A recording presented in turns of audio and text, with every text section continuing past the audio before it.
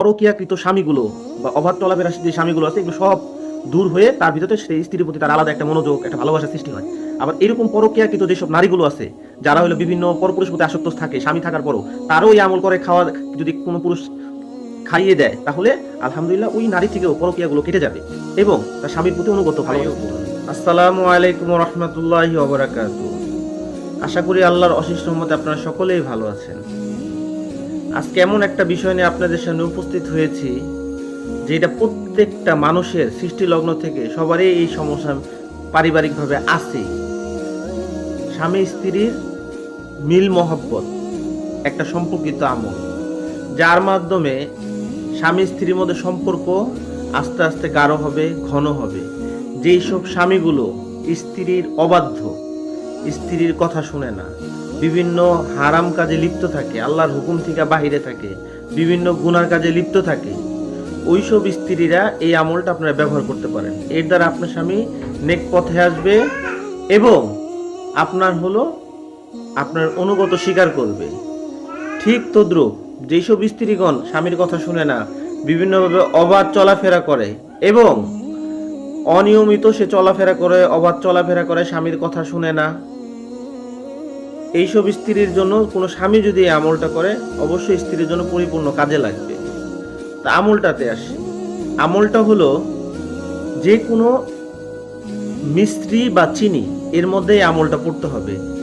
মিশ্রি বা চিনি, এক মুঠো যদি চিনি নেন বা এক মুঠো যদি মিস্ত্রি নেন, এক মুঠো মিস্ত্রিটা নেওয়ার পর বা চিনিটা নেওয়ার পর এটা সামনে রেখে ইয়া ওয়াদুদু ইয়া আল্লাহ 700 বার পড়বেন। এটা যখন 700 বার শেষ হবে তখন ফু দিবেন, আবার পড়বেন ইয়া ওয়াদুদু ইয়া মুঈদ, ইয়া ওয়াদুদু ইয়া মুঈদ, এটাও 700 বার পড়বেন। পড়ার পর পরবর্তীতে ওই মিষ্টি দ্রব্যের মধ্যে ফু দিবেন। ফু দেওয়ার পর শরবতের সাথে হোক, পায়েসের সাথে হোক, যেইভাবে হোক আপনি খাবার এই মিষ্টি বা চিনি দিয়ে খাবার তৈরি করে আপনার হাজবেন্ড হলে হাজবেন্ডকে খাওয়াবেন বা স্ত্রী হলে স্ত্রীকে খাইয়ে দিবেন। আল্লাহর রহমতে এই আমলটা খুবই পরীক্ষিত মোজাররফ আমল। এই আমলটা যারাই করেছে তারা অনেক ভালো উপকার পেয়েছে। ওই সংসারগুলো এখন শান্তি সুখে বিভিন্ন অনেক ভালো আছে। অবাধ্য স্বামীগুলো যেগুলো আল্লাহর হুকুমও মানত না বা বিভিন্ন অপকর্মের সাথে লিপ্ত ছিল, পরকীয়াকৃত স্বামীগুলো বা অবাধ চলাফেরা যে স্বামীগুলো আছে এগুলো সব দূর হয়ে তার ভিতরে সেই স্ত্রীর প্রতি তার আলাদা একটা মনোযোগ, একটা ভালোবাসার সৃষ্টি হয়।